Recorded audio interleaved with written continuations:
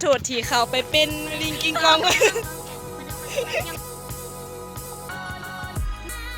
ทุกคนมันหากระสินแล้วเราจะไปถามความรู้สึกของคนที่หากูออกของเสียงมาเป็นแนวใดนั้นไปเบิ่งกันเลยรู้สึกแนวใดหลังจากเสียงแล้ว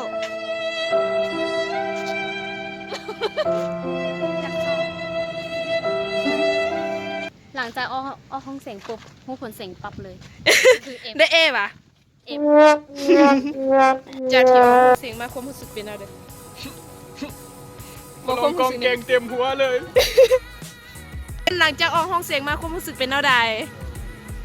โดยก่อนจะมาตุกกล่าวเข้ามาสบายดีเนาะทุกคนที่มาเบิ่งเนาะสำหรับมื้อนี้หลังจากที่เข้าห้องเสียงและออกห้องเสียงมาคิดว่าตัวเองกลายเป็นกบโดยทันที เพราะว่า เพราะว่า คิดว่าพ่อเป็นจังได